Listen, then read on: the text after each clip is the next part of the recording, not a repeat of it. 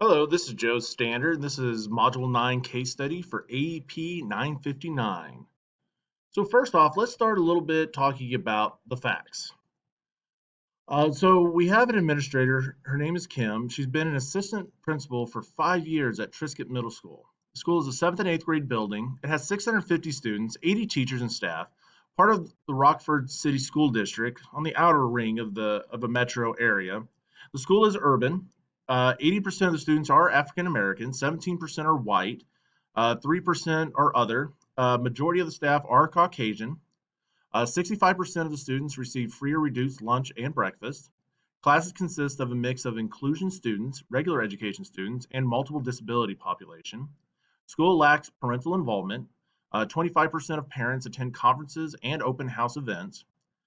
The administrator has tried to blend her background in ELA with recent research on school leadership that she learned through her graduate level courses. She wants to use her knowledge to engage her colleagues in making curricular decisions based on assessment data analysis to enhance existing curriculum. Continuing on, teachers continue to favor using lectures for the presentation mode despite various initiatives in professional development. Information process relies solely on traditional paper and pencil assessment norm tools. Norm reference tests are given to students to determine learning is based on a Holt-McDougall textbook. Assessment mapping was initiated to address the fact that there was little authentic assessments in the current planned curriculum. There is a fear that the traditional assessment will continue to be used and will limit the opportunities for writing across disciplines. Assessment mapping collaboration was intended to investigate the actual ways in which multicultural learning takes place at the school. Teachers believe that a few multicultural experiences are enough to create a feeling of unity, even though we know they don't. Kind of continuing, outside resources are rarely used to meet the needs of the diverse student population. There's little differentiated instruction in the ELA curriculum. Each inclusion class has a special needs teacher, but curriculum and assessment materials are the same for all students, regardless of which class they are in. Students are required to receive differentiated instruction molded to their various needs. They do have state coaches that have been assigned for the AYP areas of math and reading, and they are to help facilitate proper usage of 84-minute blocks and to focus on the effective teaching and learning. TMS posts annual scores below expectations on state assessments in math and reading. Students do poorly on short answer items as well as extended response essay prompts for both exams. A lot do not answer the questions or they just receive a score of 0. Analysis shows that students were uncomfortable answering the questions and not attempt them. 84-minute blocks are used to put a greater emphasis on reading across the curriculum. Interventions have been put in place to accommodate troubled areas of math and reading. Students are taught what they don't know. Curriculum is built on repairing weakness, which doesn't work. There is a need to shift focus to how students learn, and writing is a major area of concern as well. The way writing is being taught must be changed. Current curriculum must be revised to be successful. So first, some legal and ethical issues that arise here. Students are not, first off, the students aren't receiving any differentiated instruction. It can be harmful to their education.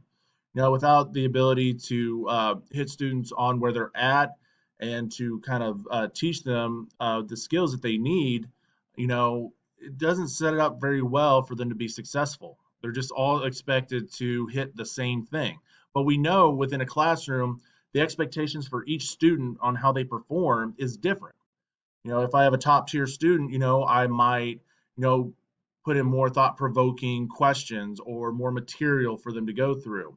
Besides, and with my lower level students, we're looking for different things. We're building on different skills at that point. We're still hitting the same standards, but how we get there needs to change because if not, those lower tiered students are going to disconnect or get frustrated because the instruction there is just not for them. And then our upper level students are just going to disengage completely because they're not being challenged. Having an effective curriculum that relies on lecture style of learning with no differentiation of instruction or assessment is illegal for students who have an IEP. It is not offering a fair and equal educational experience. We have to be able to follow those accommodations and to differentiate those different topics that we have. It is by law that we have to do it. In this situation, the school is not doing that. The teachers are not doing that. So our students who are exceptional are not receiving the proper education that they are expected to receive, which can get us in big legal trouble down the road.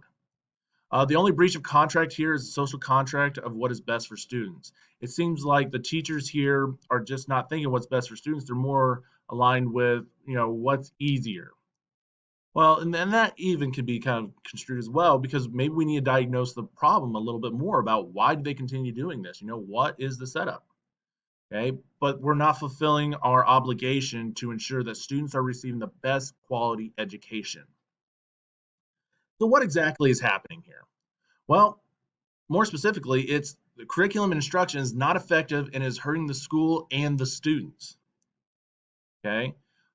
There's ineffective teaching instruction that's going on that is not beneficial to all students. Same with the curriculum. The curriculum is not hitting on the writing strategies that the students need to hit, nor is it implementing multiculturalism as well. And in the end, that's not going to prepare our students to be successful once they leave school. So some known facts about the people. So we know that Kim has been an assistant principal for 5 years. There are 650 students. 80% are African American, 17% are white, 3% are other, and 65% of students receive free or reduced lunch. Then we have 80 teachers who are majority Caucasian. So the representation there between student population and the staff is way out of line right now. With a big, heavy emphasis with African American students, there needs to be more diversity within the building. And that's something that as an administration, we would have to look at to see what can we do to recruit teachers from different backgrounds to come in and work with these students that need it. Parents are not really involved. About 25% of parents attend conferences and open houses, and that could be because of the disconnect. You know, uh, things aren't really going well with curriculum and instruction. And the fact that there's nobody in the building that is like them. So there's a bit of a disconnection there that probably should be looked at more and further. I think, going in and helping to improve instruction and improve the curriculum is going to help in that model. But eventually, we need to start doing things to get the parents involved, whether that's through community events or other things that we have going on in which their student is involved in. State coaches have been assigned to help with school improvement because of low test scores and everything. They are working on their improvement plan. So working with them is going to be very important. Each inclusion class has a special education teacher, so we know that there is at least one special education teacher for each inclusive class. Yet they're still not hitting on what they need, and the instruction and the materials and assessment are still all the same. So how effective is having a special ed teacher in there really? A few unknowns, things to kind of ponder here. Where's the principal in this? The head principal, it didn't mention it, because it seems like this should be something that should be directed by the head principal.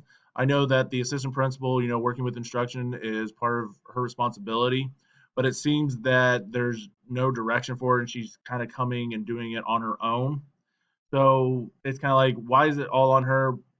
And, it's like, let's kind of expand this. It should be others involved as well, whether that's building leadership or other assistant principals or our head principal. So, and that's another thing, other administrators in the building. Why is there low parent involvement? I think we kind of covered that a little bit through speculation. Has there been an attempt to hire more diverse staff? Have they done anything to bring in more representation of the student population? What is the gender makeup of the student population? I think is very important to kind of look at as well. Where's the superintendent? Okay, where are the directives coming from? And Board of Education, what's their responsibility? What are they in charge of? Then we move on to place. So we know that it's Triscuit Middle School, 7th and 8th grade. Rockford City School District. It is on that outer side of the metro area. It's an urban school district. And classes are a mix of inclusion students, regular ed students, and multiple disability population. So some unknowns there about the physical building. How old is it? Does it need restructuring and everything? Because I know with technology and everything being lack there, I think maybe updating the building might be important. Where exactly is it located in this area? Is it in a bad neighborhood, good neighborhood? I know it's in kind of this urban area, but I think it'd be kind of best to know like what's the population looking like? You know, any disciplinary issues, age of technology, because I know that's a big major push for them to have, and something that we need to have for 21st century um, competency, to having a good understanding of being successful for the future. A little bit about the program. Teachers prefer traditional lectures, which we know can be ineffective. You can't just stand up and talk the entire time. You have to get students engaged, exploring. Students do paper and pencil assessments, so it just does show a lack of technology within the classroom, and it kind of stifles creativity. Assessments and learn material are based on the Holt McDougall textbook. It'd be nice to kind of see them kind of branch out and use some open resources, but yet again, that kind of goes back to the technology issue at the point here. Curriculum and assessment material are the same for special education students and regular ed students as well. Uh, you know, there needs to be some differentiation over the material, over assessment materials and curriculum for them to be successful. They're still hitting on the same standards, but how we present it and what they do are should be different. The school struggles with integrating multiculturalism in the learning process. They have to be able to, bring those students in from these diverse backgrounds and let them voice who they are. And if there's no feeling of unity, then of course there's a disconnect, from them wanting to do anything on assessments and even from their parents. It's like, well, if the teachers don't care, if the school doesn't care, why should I care? Complex writing throughout content areas are non-existent. That's something that they are wanting to work towards, and that's part of the curriculum plan. They do have an 84-minute time block to put emphasis on reading and writing. So some unknowns, yet again, disciplinary issues. What does funding look like? Can we get the new technology in that we need or invest in new curriculum that's going to better suit our students? What specific strategies were teachers taught for writing and implementing multicultural learning process? What are the specific things, are they not using? Was it too hard to use? Did they not go over it very well? Did they not get the support they needed after they learned it? And how effective is an 84-minute block schedule for middle school students? I'm thinking that, especially with middle school students, 84 minutes within sit time would be unbearable. So, how does that look? Is that appropriate for this age group? Is kind of a thought process that I'm having. So stakeholders, well, not having an adequate curriculum, instruction, and content areas can hurt stakeholders and the community. If students are not receiving the best instruction, parents may leave the district, and it'll hurt the community, it'll hurt the businesses. So if we do not fix this issue with the curriculum, instruction, and multiculturalism and technology, then of course they are going to leave. They're going to go and find better places to go. Parents, students, teachers, and the community all have a stake in this outcome of the situation. From school funding to student success, and like I said, the economy of the community as well. All relevant stakeholders have not been consulted. This has been mainly on the assistant principal, Kim. It seems like this should have been branched out and needs to be rectified within the plan. To learn more about the situation, I need to survey the community, engage the temperature on their satisfaction, because I need to know whether or not that are they satisfied with what we're doing. We can use that information to present to the teacher and say, look, we're not doing what's best right now for the community, and they are showing it now. And then what is the consequence for not following the new curriculum? What is it going to look like? Are we going to fire? Are we going to discuss? Are we going to support? What is it going to be? But I think I do have enough information to make a decision going forward. So here are some possible options that I do have. We could do nothing. We can implement research and design new writing strategies and teaching strategies that teachers will follow and develop strategies that will help with multicultural strategies within the classroom and the building. Survey the community about the effectiveness of the school, research writing strategies, multicultural strategies, and teaching practices. Present options to the staff and discuss which strategies are most effective. Then choose a strategy as a staff, implement strategies in the classroom, collect formative data to show implementation and improvement, and analyze state assessments to ensure strategy is working. We can do mandatory professional development training for math and English teachers to introduce and implement new curriculum.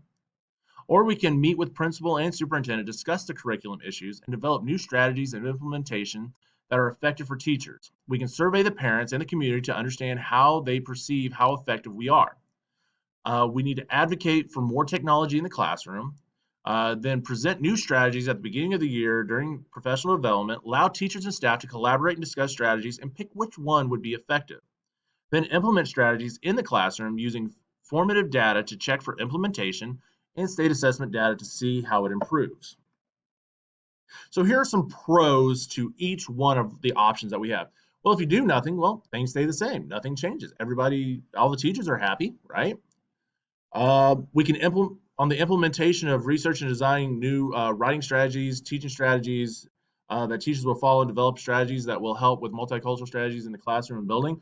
Well, this will allow for new writing and teaching strategies that are now put in place and are working towards the betterment of implementation of multicultural strategies. Okay, so that is a positive there.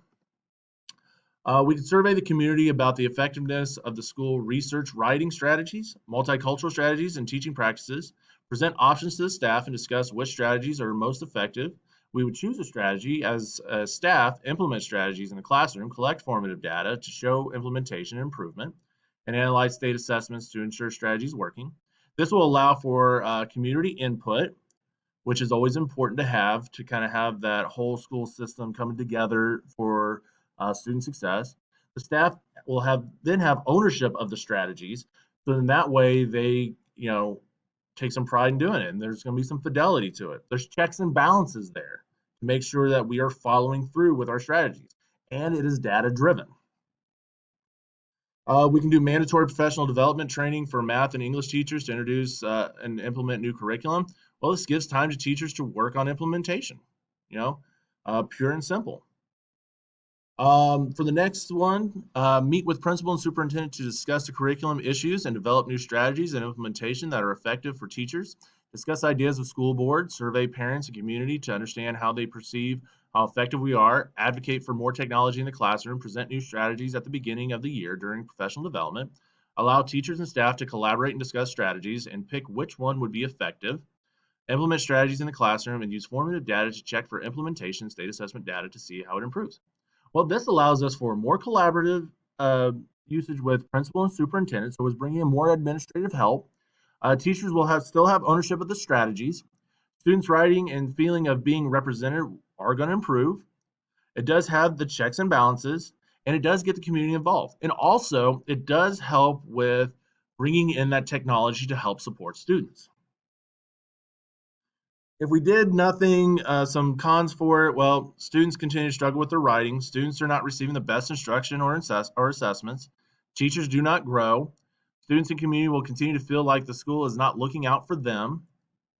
On the next one, if we didn't, there would be no input from teachers. They wouldn't get a say in anything, so there wouldn't be much buy-in.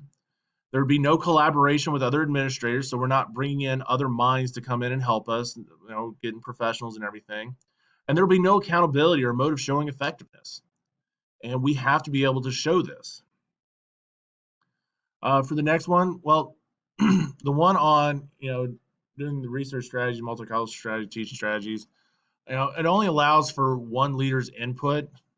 We have to be able to expand this one out more. And it seems like with this one, it's still kind of just on the one person.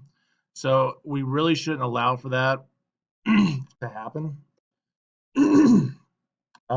Mandatory professional development training for math and English teachers to introduce and implement new curriculum.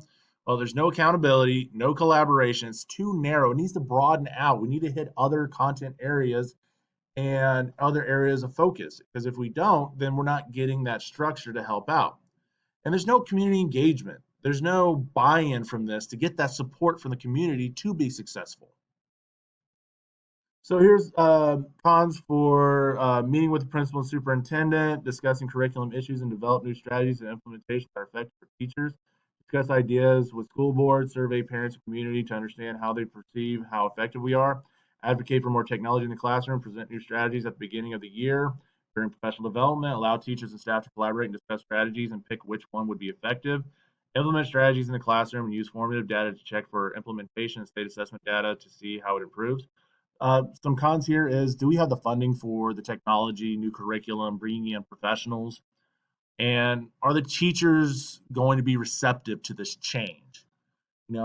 Is this too, secondary here? Is this, not, is this going to be too big of a change? Do we need to implement this more into stages, make small changes and work our way up?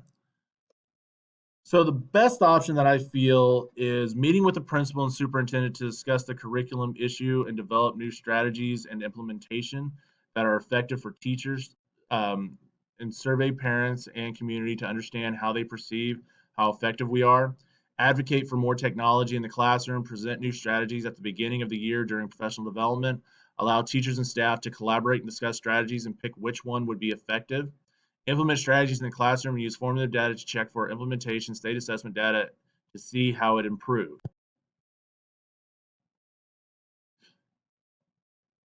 So for this one, for this option, for it was chosen because stakeholders do have a say in how we are doing, and we are wanting to make changes that will effectively bring the community together for the betterment of students. And all stakeholders in this situation have been consulted. They have been brought in, and the options are creative and effective, I think. So to implement this plan to action, first I want to discuss the situation with the head principal and discuss strategies that will help improve writing instruction, technology, and multicultural instruction. I think when we come together and kind of do our research or due diligence to come up with a plan, I think it will be better prepared. One person should not be doing this all on their own. Then we need to bring the ideas to the superintendent, narrow our scope, and get approval of it. Make sure that this is what is best for our district. Then I want to create a survey for parents and community about their satisfaction with how the school is educating students. I believe we can use that data to help push our teachers towards improvement, kind of see, how the community sees them and their performance. Then, so I think that's going to be really important because then we'll present that also to the board as well to get them on board with us as too, and really discuss that need for technology in the classroom and looking at grants too. I think getting grants is going to help us, depending on what's our funding looking like. I think the grants would help us out. At the beginning of the year, we're going to develop a professional development time for staff to discuss teaching strategies, writing strategies, and multicultural instruction. I think looking at our best practices or options that we have is going to go a long ways. And then we're going to present that survey data to kind of like say, hey, this is why we're not doing well. I mean, this is why we need to change what we're doing. And then we have that discussion on how we can improve and choose strategies that will effectively ensure students are receiving the best quality education. We have to have that common discussion to get that buy-in, to get their feelings into it. We can't do it alone. Just me telling them this is what you're doing from now on, that's not going to create buying. That is not going to create an effective environment for change and improvement. Have have and create activities using the new strategies and present to others in small groups. They have to be able to learn and then do. So why not start with smaller groups to get comfortable with the idea of, maybe doing like a project-based learning, or possibly doing more explorative learning, or working with these different strategies, or how we bring multiculturalism back in the classroom. Working with these ideas and kind of fleshing them out more. And then what we need to do is let teachers know that formative and summative data will be collected to ensure fidelity of strategies. We have got to look at the assessment data as like, are you doing this? Are you going through it? Okay. And we need to be able to spotlight and praise those that are using new strategies. But spotlighting and praising those that are using the new strategies, that kind of builds that pride that you have, and showing the success too. And then we need a conference and find support for those that are not doing it, that are struggling with this. We need to find that support that's going to help them out. Because if we're not going to continuously improve, then at some point we're going to have that discussion during evaluation time that you know, they're not following what we're wanting. So making sure that we are talking to them, having that open feedback, and finding that support for them to make them comfortable is very important.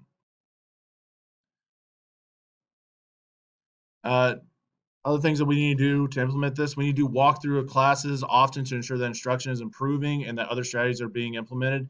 Going around and seeing what's going on. Are these strategies being followed? It's very important. We get a lot of great information about what's going on in the classroom from doing that, and we need to be paying attention to those. We need to use the data from state assessments to see if writing strategies are effective. Is this really working, or do we need to go in and tweak a little bit? Okay, we need to survey the community again to see if perception is changing. And we need to do this on a continuous basis, you know, because depending on what else we do, because we do want to get that community involvement, that parent involvement. So we need to continue seeing what we can continue to change. We're starting with a curriculum instruction right now, but we're going to have to work on other factors later on. So it is very important that we continue surveying, checking that temperature, making sure that we are doing what the community wants. And then the most important is to hire and retain staff members that are committed to transformative instruction and multicultural instruction. Bringing in those new teachers that are going to follow what we want.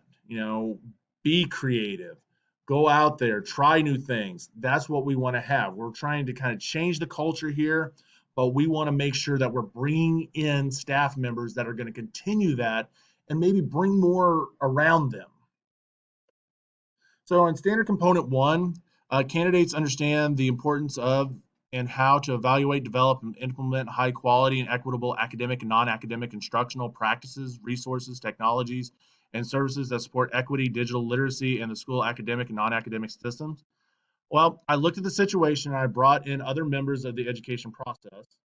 I advocated for new technology in the classroom, and students are underrepresented and not receiving adequate instruction. So that is something that I noticed in my analysis and that we need to hit on. Candidates demonstrate the capacity to develop a plan to promote the current and future success of each student and adult. A plan is in place to allow for students to improve writing skills and receive instruction that is more modern and engaging. And that's very important to have. Staff are supported in implementation with training and support. For the next component, candidate demonstrates the capacity to develop a plan to apply the knowledge, skills, and commitments necessary to improve management, communication, technology, and school level governance. I collaborate with educational professionals, survey the community, and build efficacy with the staff. Candidates demonstrate the capacity to develop a plan to develop and improve data-informed and equitable school resource plan to apply laws, policies, and regulations. Well, have new instructional techniques allow for our teachers to differentiate instruction and assessments for exceptional students. Use of data to create effective strategies, and checks and balances have been established. And our final component, candidates use their understanding capacity to undertake and implement this work within a school setting. Well, I went through the correct channels.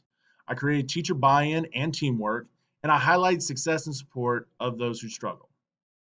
I want to thank you for watching my video, and I hope that you've enjoyed it and that you have a great day. Thank you.